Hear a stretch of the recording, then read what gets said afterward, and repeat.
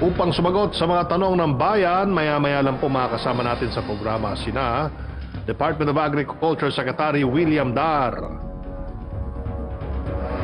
Philippine Chargé d'Affaires to Kuwait Mohammad Nordin Pendocina Lomondot, Department of Trade and Industry Secretary Ramon Lopez.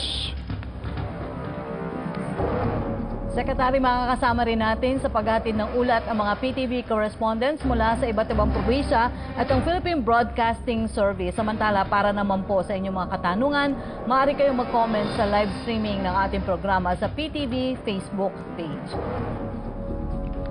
Para po sa pinakaunang balita, aprobado na ni Pangulong Rodrigo Duterte ang Senate Bill 640 o Republic Act 11478 na naglalayong mas maparami ang bilang ng bed capacity sa Bicol Medical Center. Sa ilalim ng batas na ito, papataasin ang capacity ng hospital mula sa 500 beds to 1,000 beds. Bukod dyan, i-upgrade din ang mga pasilidad at professional healthcare services ng ospital upang makapagbigay ng mas maayos na serbisyo sa mga Bicolanos. Ang bill na ito ay isa sa mga sponsored bills ni Senator Bongo bilang Senate Committee Chair on Health and Demography at principally authored by Representative Gabriel Bordado Jr. at Deputy Speaker Luis Raymond Villafuerte. Ito naman po ay sponsored ni Representative Angelina Tan sa House of Representatives, habang si Senator Francis Pangilinan ang nag-file ng counterpart version sa Senado. Para po sa mga updates ukol sa sektor ng agrikultura, narito po makakausap natin si Department of Agriculture Secretary William Dar. Magandang umaga po, Secretary. Magandang umaga po, Yusek Rocky at Sec Martin. Good morning po sa lahat na nakikinig at na nanonood po. Secretary, itinigil po muna ang government-to-government rice importation mula sa Vietnam. Gaano po ba kasapat ang supply ng ating bigas sa kasalukuyan? Kakayanin po ba natin yung tuloy-tuloy na itigil po yung rice importation sa ating bansa? Ito po yung mga datos, Yusek Rocky. As of this month, mayroon pa tayong 82 days to last. I mean, yung inventory po natin ngayong Hulyo na ito, starting July of 2020, we have 80 good for 82 days. Now, looking at the whole year supply and demand outlook, by the end of this year, we will have a low of 78 days and a high of 100 days to last. That's the rice inventory po. So, mayroon po tayong sapat na pagkain. Opo. Secretary, bilang pagsuporta po sa ating mga local farmers at ang ating hog raisers. Yusek Rocky, hindi ko marinig. Opo, Secretary? Okay, okay na po. Naririnig yun na po ako, Secretary? Opo, now Okay. I can hear you, Yusek Rocky. Opo, salamat po. Secretary, bilang pagsuporta po natin sa ating mga local farmers, kasama na po yung hog raiser sa panahon ng krisis, kinukonsidera po ba natin yung pagpapatupad naman ng iba pang importation bans para po sa ating agricultural, poultry and other meat products? Dahil ayon po sa ilang grupo, mayroon naman daw pong oversupply ng mga ito sa ating local production. Tama po kayo, Yusek Rocky. Ang palagi natin policy guidelines in relation to that ay mas lalo na dito sa pandemya. Ang una ay suportahan natin at ipataas pa yung level ng production or productivity ng mga domestic livestock raisers natin. And for that matter, for all commodities. So yun po, we will be there, we are there, and we are going to work with and assist the domestic producers, the farmers and the fishers to level up their production and increase their incomes as well. So yung importation, Yusek Rocky, ay kung wala po yung produkto dito sa Pilipinas in commercial scale, kagaya po yung mechanically deboned poultry products, ay yun po lang kasi gagamitin po ng mga food processors yun. So klaro po yun na yung importation ay kung wala dito sa ating bansa at kailangan natin ay yun lang po ang binibigyan ng import clearance. Secretary, paano po nakikipag-ugnayan ang Department of Agriculture sa mga farmer groups para makonsulta sila tungkol sa mga polisiyang ipinapatupad po ng inyong ahensya? Gaano po kalaki ang naitutulong nito para matugunan ang mga pangailangan ng sektor? Yes, Sec Martin, we have this Philippine Council for Agriculture and Fisheries, PICAP for short. Ito dati yung NAPSI. Ngayon ay na-streamline yung stakeholdership engagement kasi ay ang budget ng PICAP ay nahati, kalahati lang yung approved budget. But it does not mean na reduce yung engagement ng multi-stakeholdership.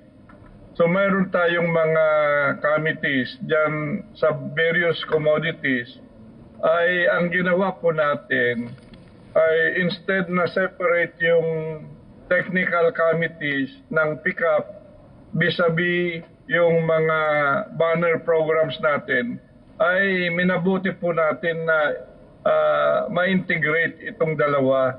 Hindi lang policy advocacy ang ginagawa ng PICAP, ay tutulong na rin sila doon sa pagbalangkas at pagpapatatag ng mga proyekto at mga aktibidades doon sa mga banner programs. So nandyan po, institutionalized po itong stakeholders participation. Of course, not all will be involved kasi ang dami naman civil society organizations, business organizations, farmer leaders and the like. So you have also to rotate kung sino po yung stakeholders na ma-involve, ma-engage dito sa mga formal committees ng PICAP.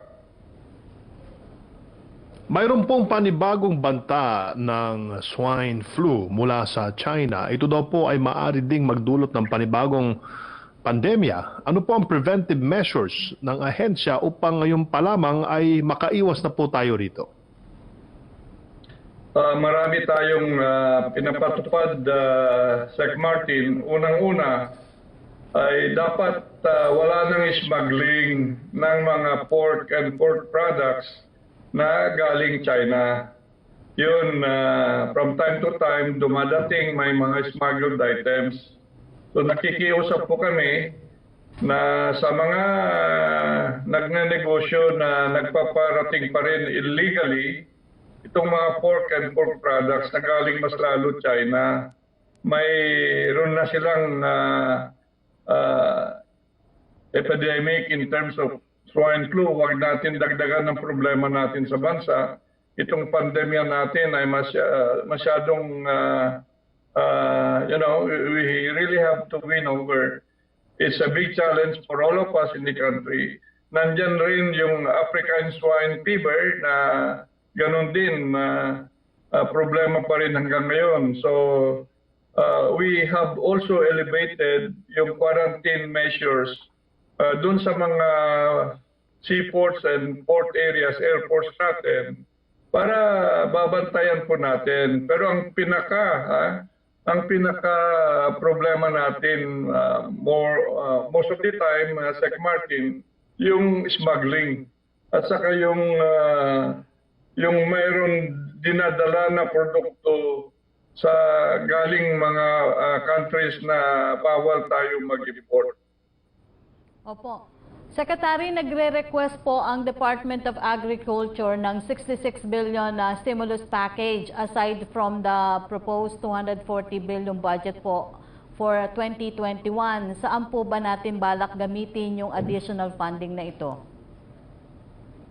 Alam po ninyo, Yusek Rocky, Sec Martin, yung aming total budget proposal for 2021 ay nasa 240 billion. inintegrate na namin po yung 66B doon. So kasama na po yung totality ng 240 billion, yung 66B. The major areas doon, the tatlong major areas, we need to expand and support more domestic food production sa ating bansa. That's the major goal doon sa number one, that's about 31B out of the 66B. Dagdagan natin, expand natin ang mga banner programs para mas marami po tayong food production volumes at maitaas po yung food sufficiency level dito po sa bansa.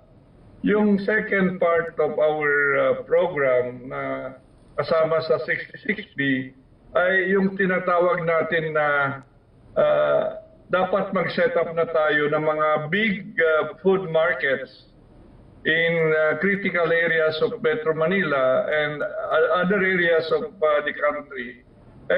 So yun ang isang investment infrastructure for food markets and food logistics. Kailangan natin marami pang mga reefer vans, mga cold storages, mga trading centers in strategic areas in every province, at yung mga bagsakan areas sa mga distrito or strategic locations sa province para mas mabilis po yung movement at saka trading ng mga iba't ibang proyekto or produkto ng mga magsasaka at mangingisda sa kanayunan.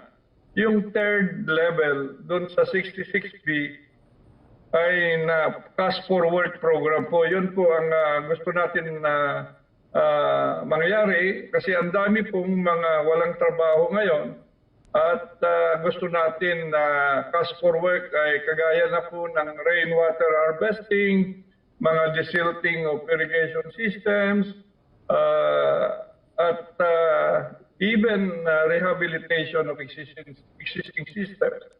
So marami po tayong magagawa kung mayroon tayong pondo para sa cash forward program. Opo, Secretary, alam po namin napakahalaga ng papel ng Department of Agriculture doon sa ating food security at siyempre po yung pagbabantay nyo, mahigpit na pagbabantay nyo doon sa panibagong banta ng swine flu. Ano na lang po yung inyong mensahe sa ating mga kababayan, Secretary? Now, in relation sa hog industry, Yusek Rocky and Sec Martin, mayroon na kaming ibinaba sa mga rehiyon 400 million pesos worth dito sa dalawang region, Calabarzon at saka Central Luzon, para mabigyan ng livelihood opportunities yung apektado ng African swine fever. So sila yung unang priorities nung 400 million pesos at ganun din ang gagawin po natin sa iba't ibang region na apektado ng African swine fever. Kasi malaki yung na-depopulate. Mayroon rin tayong pangalawang tranche na 400 million pesos to restock yung hog industry. At uumpisahan natin itong Hulyo, yung 400 million, additional 400 million pesos para gagawin po natin dito ay community hog raising.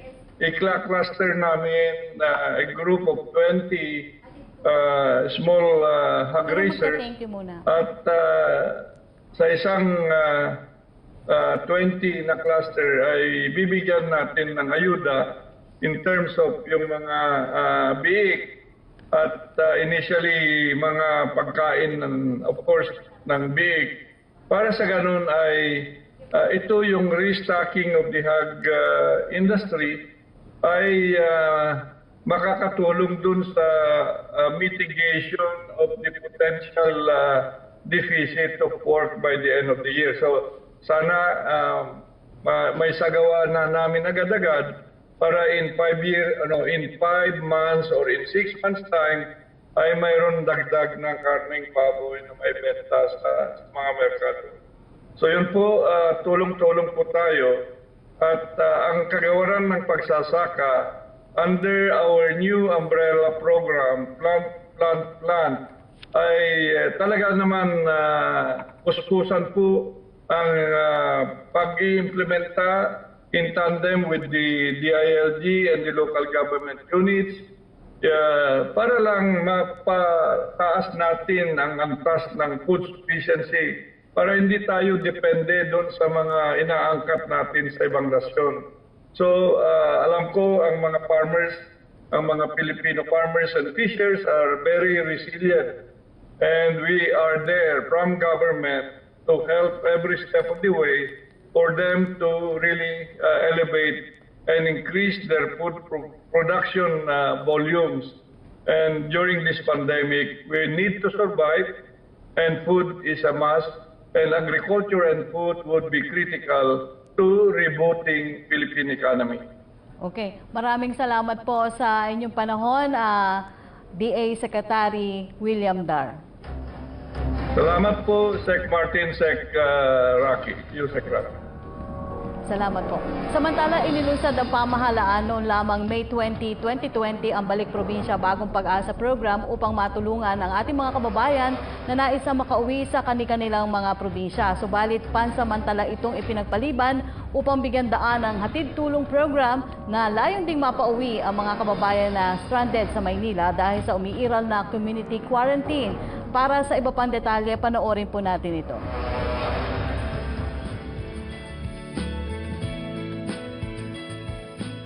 Upang mabigyan ng pangmatagalang tulong ang ating mga kababayang nais magbalik probinsya at makapagsimulang muli, pinagtibay ni Pangulong Duterte ang Executive Order No. 114 o ang Balik Probinsya Bagong Pag-asa Program. Go home to the province, they have the means of going back there. And there is a promise. What is really very important is we give them hope. Na-issue rin po kahapon ng ating Presidente ang Executive Order No. 114. Ito po ay yung sa Balik Probinsya Bagong Pag-asa Program as a pillar of balanced regional development. Noong ika-20 ng Mayo, ang programa ay matagumpay na nakapagpauwi na ng mahigit 100 residente pabalik ng Leyte na inaasahang darami pa. At dahil nais agarang tugunan ang mga pangangailangan ng ating mga stranded na kababayan, ipinagpaliban muna ang rollout ng Balik Probinsya Bagong Pag-asa Program upang ihandog ng ating pamahalaan ang hatid tulong. I decided as a matter of strategy na isuspend muna ang ating rollouts for the Balik Probinsya Bagong Pag-asa to give way. Unahin natin kasi this was a very clear instruction from the President. Unahin, pauwiin na ang ating mga kababayan na stranded dito sa Maynila. And then, pagdating ng panahon na tapos na itong mga problema ng stranded, the Balik Probinsya will now take the second phase already in the succeeding rollouts and simultaneous rollouts to all of the provinces of their choice. Pilipino to kababayan natin. Tanggapin ninyo and provide for sequestration houses if you want. Yung doon sila i-quarantine. Pero hati-hati tayo sa problema. Total, hindi naman kami nagkulang. Whatever you need, we provide. Kawawa naman. Tulungan ninyo yung mga Pilipino.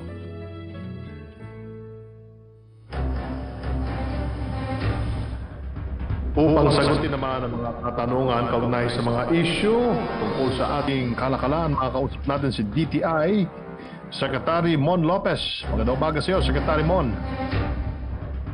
Magandang umaga, Sec Martin, tsaka kay Sec Rocky, sa inyo pong lahat na nanonood, nakikinig. Sec Mon, ilang linggo na rin po nating ipinapalabas dito sa Laging Handa ang DTI campaign na Buy Local, Go Local, at kung paano po tayo makakatulong sa mga MSMEs during this time of pandemic. Ano po ba ang mga programa at proyekto na ipinapatupad ninyo para lalo pong mapaigting ang campaign na ito at mas marami ang makuha nating suporta mula sa mga mamamayan? Una-una, maraming salamat Sec Martin tsaka sa PCOO, kay Sec Rocky rin para sa pag-i-air po ng ating kampanya para sa Buy Local. In other words, tayo po ay dito muna sa ating bayan, mag-shop local, eat local, and travel local. Lalo na kung pwede na yung sa quarantine level.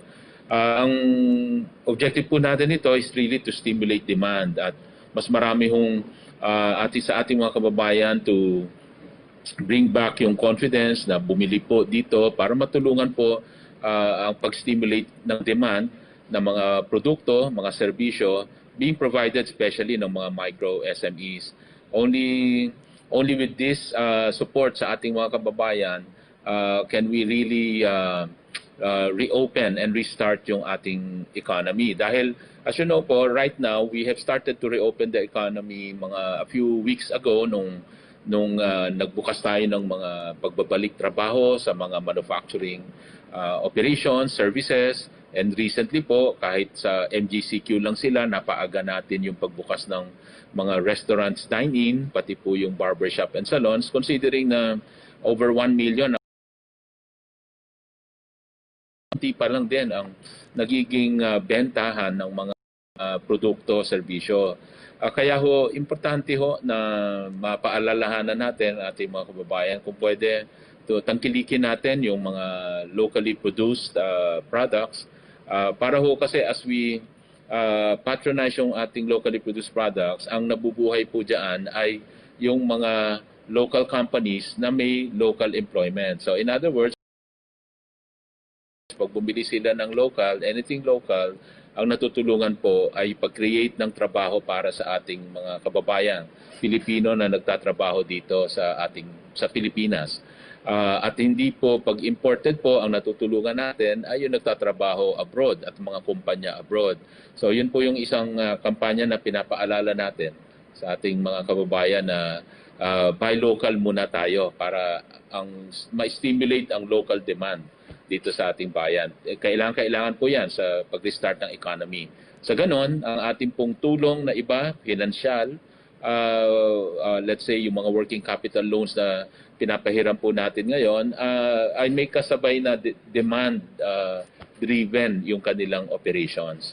Ang kanilang pag-manufacture ay may demand na nasasalubong. Kesa mag-produce tapos walang demand, kawawa rin, malulugi rin. At baka ang worry natin ay matuluyang bitawan ang mga workers nila. In other words, pahintuin na or pahintuin na sa trabaho. So yun ho yung ating kinatatakutan, kaya kailangan masuportahan po sila. Sa tingin niyo po ba ay dapat tayong mag-impose ng restrictions or ban sa mga importation ng mga produkto mula sa mga foreign brands para mas makatulong sa mga local MSMEs? Hindi naman po natin minumungkahi yon dahil we follow pa rin yung free market.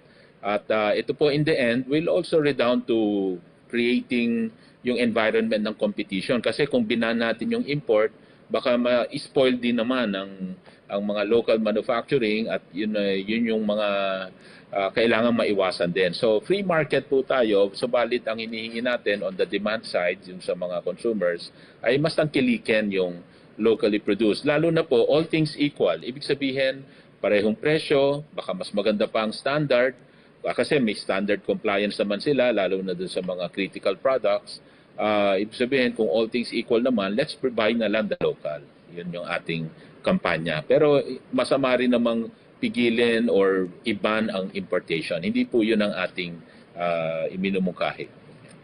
Secretary, meron po tayong tanong sa ating mga kasamahan sa Malacanang Press Corps mula po kay Tina Mendez of Philippine Star. Ang first question niya, for the next 6 months, what is the government's strategy for National Capital Region and Calabarzon, since the two regions account for as much as 67% of the country's economy, and yet these two regions are still considered high-risk areas for COVID-19?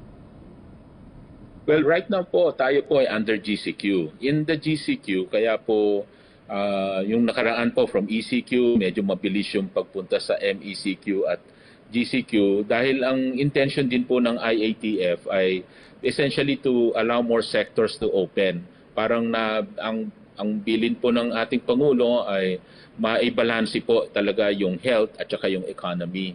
Yun po, matagal na rin pong sinabi ni Presidente Duterte po yun para po talagang mabalik yung trabaho sa ating mga kababayan. Kaya ho, in moving to GCQ, actually ho, mga 95% na of the sectors are open. In other words, ang mga workers bumalik na rin po. Although we are still encouraging yung work from home at yung mga ibang alternative work arrangements, but essentially yung operations ng mga kumpanya karamihan 100%. Ang mga 5% na lang ang naiwan na non-essentials na magbubukas pa supposedly sa modified GCQ.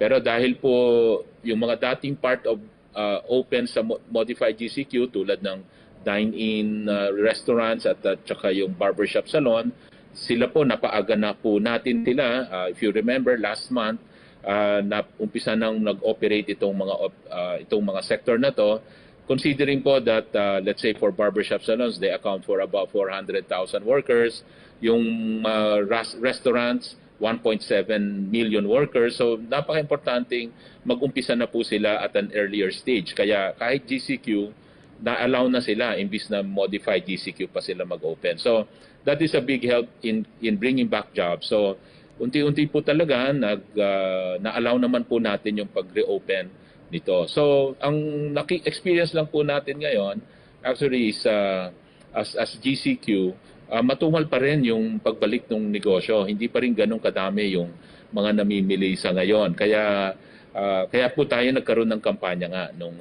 Buy Local para to re-stimulate yung demand, especially for locally made products. And dito, pag GCQ na, well, of course, we all hope na eventually mag-move na tayo rin kaagad sa modified GCQ because it will open up the rest, yung 5% na naiwan na sektor, at saka ang movement ng tao siguro po mas maluwag na. In other words, mas makakalabas na yung mga iba pang hindi napapayagan ngayon. Opo, tanong pa rin ni Tina Mendez, what's the assessment daw po on the impact of the COVID-19 crisis on the BPO industry since there were also reports that many were laid off from this sector? Well, even at the height of the ECQ, actually inallow po ang BPO at saka export industries. They were allowed to operate. Nirequire lang natin sila na kung pwede to lessen the movement ng mga workers, in other words, yung movement nila from the house to the office, ay nirequest natin sila magbigay ng accommodation at saka shuttle services. Sa ganun din, ma-prevent din yung possible transmission na let's say makuha from the house o kaya makuha from the office. So with that, medyo successful naman po. But as we were moving towards more lighter, more light na quarantine, community quarantine, ngayon po hindi na ho nire-require yung mga accommodation na yon requirements at pati yung shuttling services, encourage na lang po sila. They can now go home at saka hindi na required yung accommodation. Opo. So tuloy naman po sila sa ngayon. Of course, merong mga negosyo talagang as mentioned humina, kaya hindi natin expect na lahat ay mag-remain open. Meron ho talaga magsasara or magre-reduce ng employment. But as we hear right now, naririnig po natin na meron din hong continuously nag-e-expand na sa BPO sector. So talaga hong hanapin lang talagang now is the time to sabi nga pivot, yung parang magsishift ka ng iyong business model para hanapin mo kung saan yung magiging patok. Saan yung mas malakas na business model in this new normal or what we hope to be a better normal. Opo, Secretary, mula naman po kay Pia Gutierrez ng ABS-CBN, kung papayagan na po ba ang ibang salon services sa Metro Manila? What about daw po other service-oriented businesses like yung spa, nail salon? When will they be allowed to operate? Sorry. Actually, sila talaga, allowed sila sa modified GCQ. And if you really think about it, practically 95 provinces and HUCs, highly urbanized cities, are all under MGCQ. Konti na lang ang nasa GCQ. So, marami na rin namang nag-open up na dito sa mga sector na to. Of course, masasabi natin, malaking part yung Metro Manila and like Cavite, yun na lang naiwan dito sa Region 4A. Of course, we hope na even nasa GCQ tayo, eventually madagdagan ng services, especially in the barbershop salons, na sinasabi nila pagka basic haircut, intention kasi doon mabilisan yung turnover. But right now they have a pending request na kung ganun din yung kabilis ng turnover sa mga other hair treatment, etc. So baka dapat maisama na rin. So yun po yung isa ho sa pinag-aaralan ngayon ng IATF. But general direction is to basically reopen the economy, although gradually nga lang po. And then again, of course, ibang mas magandang balita kung eventually ang NCR and Cavite, eventually yung mga naiwan sa GCQ ay mag-modify GCQ. Opo, mula naman po kay Clazel Pardilla ng PTV, ano daw po ang plano ng DTI sa JNT Express? Well, inisyuhan namin sila ng warning. Actually, ang mangyayari ho dito kasi, yung mga ginawa nilang yon, ang epekto nito ay yung doon sa customer nila. So, yung mga consumer complaints na dumating ho sa DTI, yun po yung inaksyonan ng DTI. Of course, iba pa po yung mas malakas na nanunsyo ng ating Pangulo na mismong PNP at CIDG ang titingin din doon sa operation mismo ng JNT. Obviously, ang mananagot po niyan talaga ay yung logistics company na yon na naging cause ng mga product defects once na dumating sa consumer. Kasi on the consumer side, ang mangyayari lang po niyan, magre-request sila ng replacement. Kasi obviously, hindi na yan mare-repair.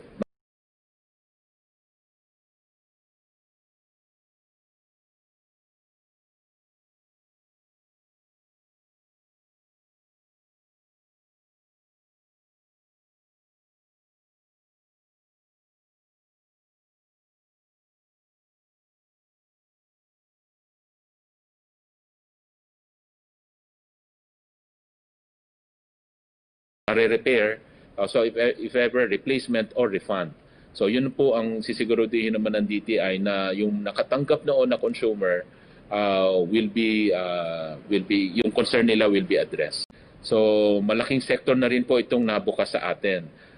Well, kanina po naka-receive tayo ng request mula sa travel agency group dahil kailangan daw nilang maraming i-process na mga refund dahil nga sa mga nakansela na mga bookings. So yun po ay isang ipepresent din natin sa IATF.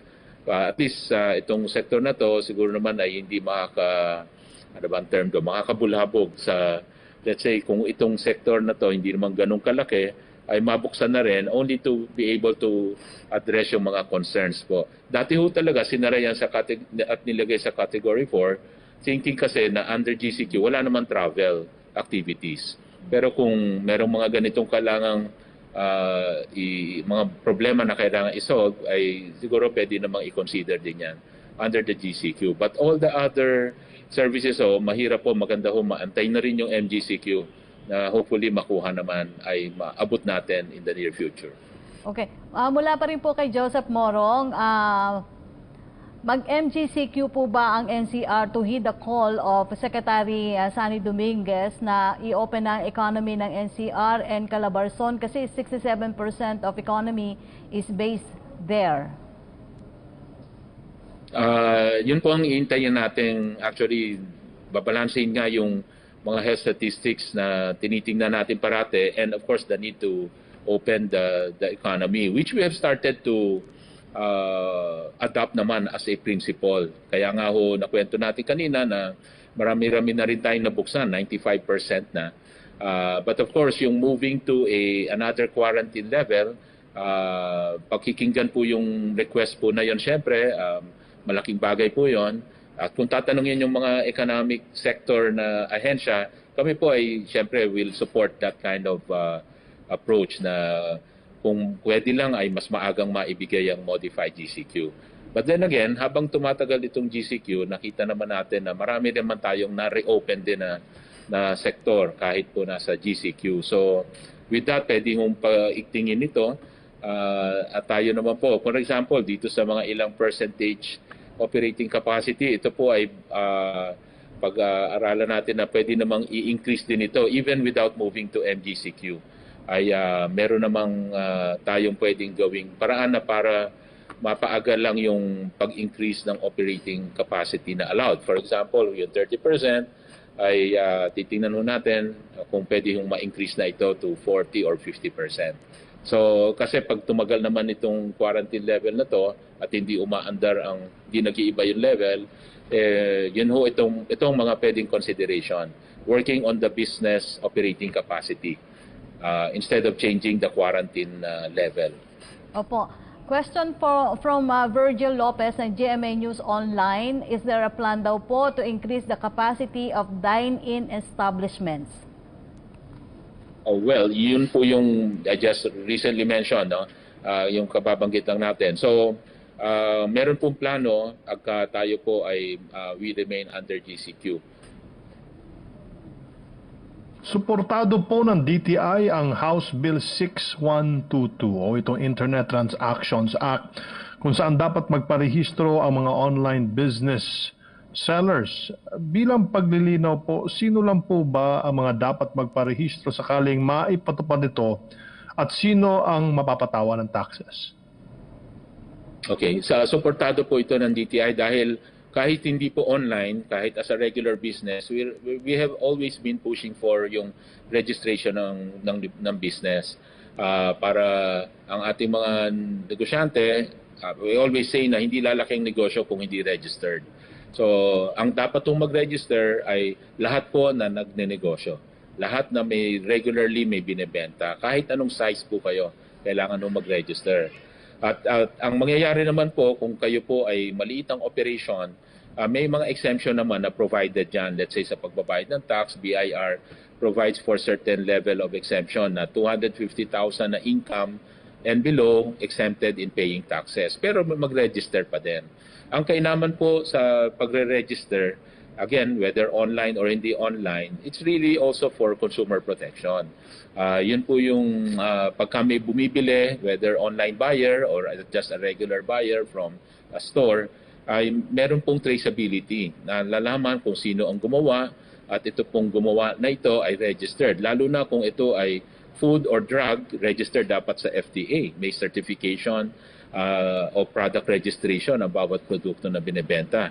Sa ganon ay masisigurado na according to yung standards yung mga produkto. Ito rin ay magpapa-increase ng consumer confidence na at trust, yung tiwala, no, na ang produktong binibili ay hindi peke or kaya ay hindi ineffective. In other words, effective, no? Kung ito ay gamot, makakagaling talaga to. O kaya kung ito po ay isang bagay na may standard, kunwari bumili ng rice cooker, talagang rice cooker na makakaluto ng rice o kaya hindi masusunog at maninipis yung kable, no? So may mga standard po diyan na sinusunod. Kaya importante ho may traceability, kaya importanteng malaman ng buyer na kung sino yung manufacturer na titrace ho yan. Importante ho yan sa consumer protection, lalo na pag may mga complaint na sa produkto. So, yan ho yung, lalo na sa mga online selling, yan ho yung napaka-importante. Ngayon, lalo na before, na dami nagko-complain sa online selling. Secmon, ano po ang komento ninyo sa mga negatibong reaksyon na counterproductive daw po ito at iba pang mga pag-aagam-agam ng online selling community ukol dito sa Internet Transactions Act? Siguro yung pag-aagam nila yung lalo na doon sa mga maliliit pa. Alam niyo yung mga maliliit na paminsan-minsan nagbebenta out of yung hobby nila, nagluto, nagbake. Paminsan-minsan, masasabi natin na kung hindi naman po ito regular activity nila, ay hindi naman sila kailangan magrehistro. Siguro yun ang pwede nating ma-advise na paminsan-minsan lang sila nagbebenta o baka one time lang. Pero kung regular na nilang ginagawa ito po ay maituturing na negosyo at kailangan naman mag-register. Hindi sila kailangan mag-alala dahil hindi naman sila Again, kung napakaliit po silang operation, exempted naman sila sa pagbabayad ng tax. At but even on the VAT, may certain level, I think 3 million sales in a year. Below that ay wala namang VAT exempt naman din. Ano? So may mga exemption naman dun sa maliliit na operation. Pero dun sa mga malalaki, dapat lang na magbayad ng tax. Responsibility rin naman ng lahat ng individual yon. Otherwise, unfair po dun sa mga nag-register. Unfair din dito sa mga mga kumpanya, kahit maliit ay nagrehistro. No, so lalo na kayo kung medyo malaki na, dapat magrehistro na lalo dapat yan.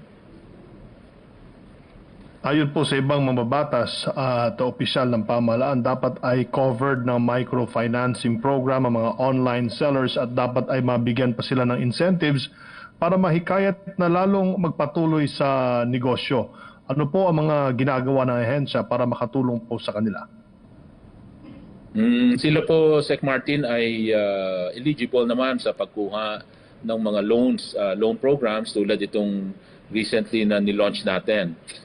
Napakadami nga ho na nag-apply. 1 billion lang yung pondo ng SB Corp, Small Business Corporation, dito po sa COVID-19 Restarting the Entrepreneurs, Restarting the Enterprise Program. At ang mga umuutang na nag-apply na over 2 billion pesos worth. So nag-umpisa na mag-process at nag-release na rin. May mga na-approve na 100 million yung huli kong nakita. Target po ay maubos ito, magamit itong 1 billion by end of July. But since maraming nag-apply, at so we're hoping na may additional budget na manggaling dito sa mga stimulus package na pinopropose sa Kongreso at sa Senado. At ang isa pong source naman na ating pwede hong pagkuhanan ng SB Corp ay yung Land Bank at DBP.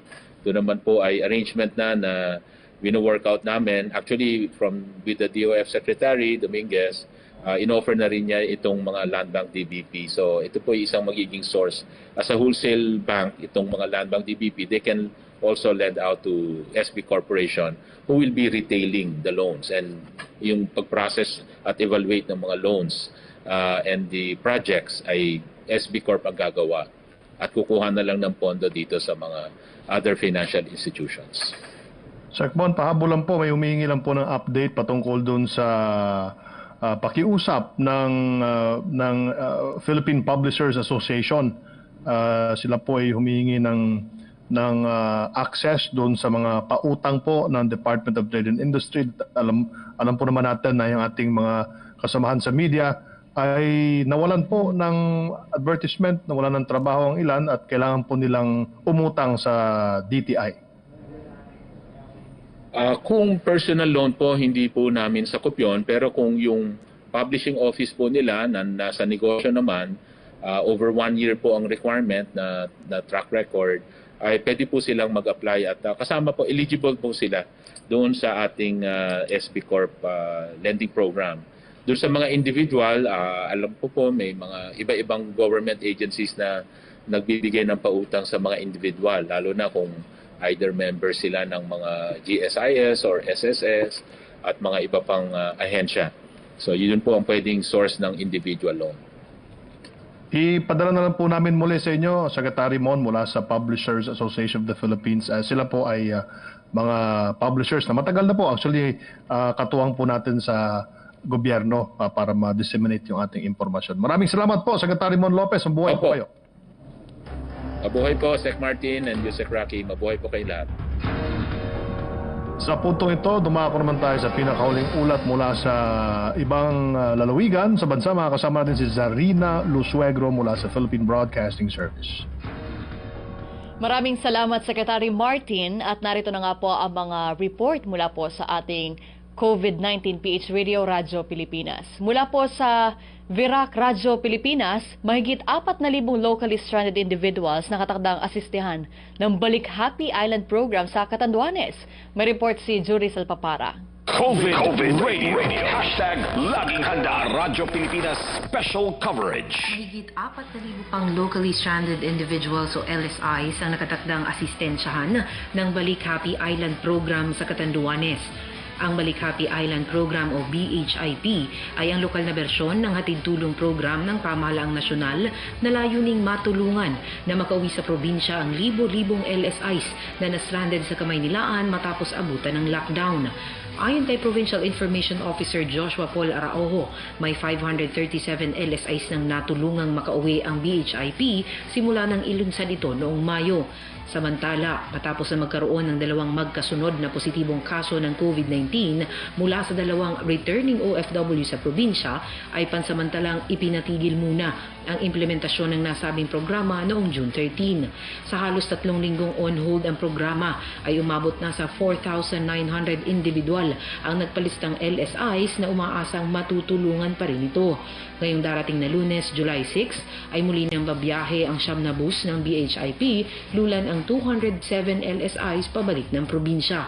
Tiniyak ng BHIP na sasailalim ang lahat ng LSIs sa masusing assessment at rapid testing, habang mas pinaigting din ang ginagawa nilang koordinasyon sa bawat LGU na uuwian ng nasabing LSIs para naman sa quarantine requirements ng mga ito. Hali Vera Catanduanes, Judy Salpapara, Radyo Pilipinas. Mula naman po sa Virac, Catanduanes, magtungo tayo sa Cebu City. 20 barangay sa Cebu City posibleng maisailalim pa din sa lockdown kahit pa pumalif ang ECQ status sa naturang lungsod. May report si Carmel Matos. COVID Radio.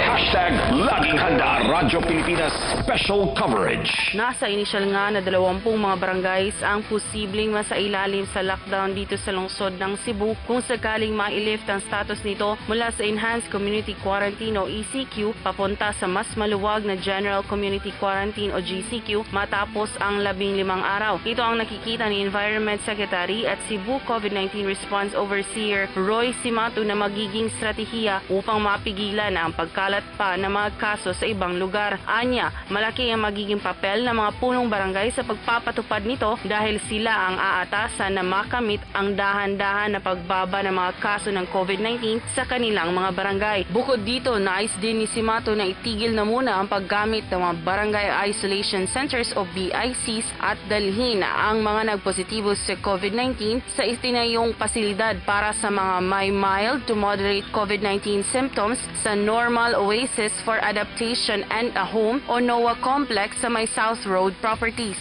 May kapasidad ito sa ngayon na tumanggap ng nasa 350 mga pasyente. Layon din itong dagdagan pa ang mga cubicles upang mas tumaas pa ang dami ng pasyente na ma-accommodate dito. Gikan dinhi sa lalawigan sa Subo, kini si Carmel Matos, alang sa Radyo Pilipinas. At yan po mga balita mula dito sa hashtag COVID-19 PH Radio Radyo Pilipinas. Muli ako po si Zarina Lusuegro. Back to you, Secretary Martin. Maraming salamat, Zarina Lusuegro.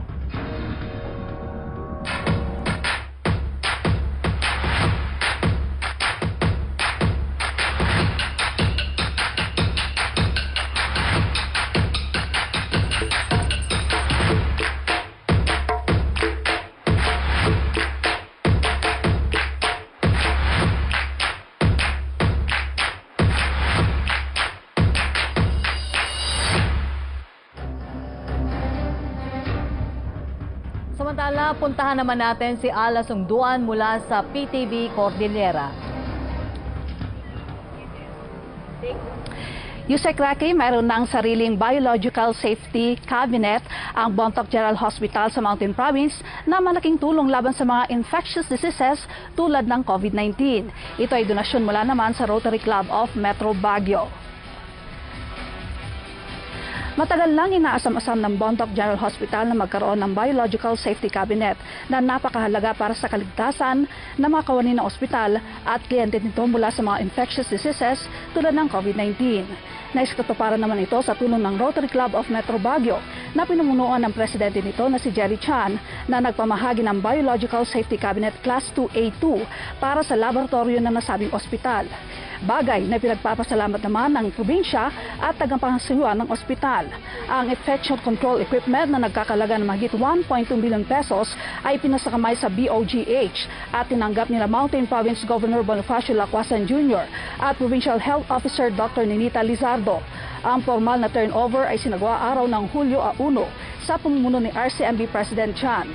sa Biological Safety Cabinet na poproseso ang mga infectious specimens hanggang ma-sterilize ito. Ang mga medical technologists naman ang siyang tumututok dito. Napapanahon ang nasabing kagamitan, lalo pat isa din itong paraan upang maiwasan ang COVID-19. Ngayon nagsimula na ang Rotary Year 2020-2021 sa temang Rotary Opens Opportunities. Patuloy naman ang pagsasagawa ng hakbang ng RCMB upang matulungan ang mga local government units sa Cordillera sa laban kontra COVID-19. Ang disease prevention and treatment ang isa sa 6 na pinagtutuunan ng pansin ng Rotary International. This is one way that the Rotary Club of Metro Baguio will help in addressing the global pandemic, which is the COVID-19. One way of helping our constituents, our fellow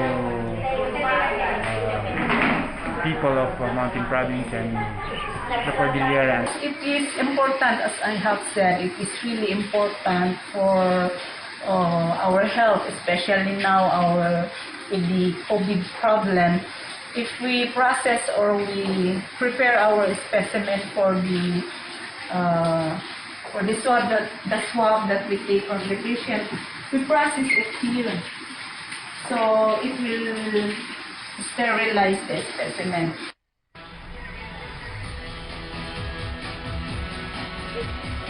Ang nasabing grupo ay nakatakda ding mag-donate ng mga personal protective equipment sa mga frontliners sa Mountain Province at iba pang lugar sa Rion Cordillera. Live mula dito sa Baguio City, Ala Sungduan para sa Bayan. Maraming salamat sa iyo, Ala Sungduan mula sa PTV Cordillera. Mula sa PTV Davao, nandiyan naman si Jay Lacan. Jay?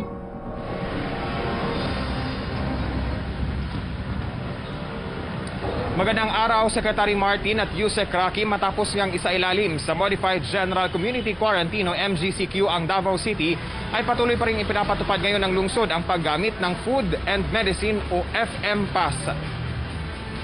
Secretary Martin at Yusek Rocky, ito nga ang isa sa mga paraan ng Davao City LGU upang patuloy na makontrola ang galaw ng mga Davaoenyo matapos isailalim sa MGCQ with strict local system ang Davao City simula kahapon July 1 hanggang July 15. Kaya patuloy ang mahigpit na inspeksyon ng mga otoridad sa mga pampubliko at pribadong sasakyan na dumadaan sa mga checkpoint upang masiguro na naaayon pa rin sa schedule ang paggamit ng Food and Medicine Pass.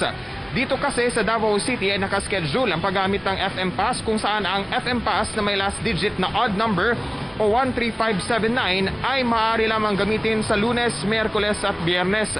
Sa araw na Martes, Huwebes at Sabado naman ang mga nagtatapos sa even number o 24680 ang last digit ng FM Pass. Samantala ay company ID o Certificate of Employment naman ang pinapakita ng mga essential workers kagaya ng mga healthcare workers, government officials at yung mga nagtatrabaho sa mga essential establishments kagaya ng mga grocery stores, bangko, pharmacies at iba pang essential services. Hinahanapan rin ng identification card ang mga empleyado sa mga establishmento na pinapayagan na rin ngayon na mag-operate sa ilalim ng MGCQ pero sa limitadong kapasidad kagaya ng mga restaurants, bars and karaoke, salon, spa, barbershop, internet cafe, hotels at fitness gym.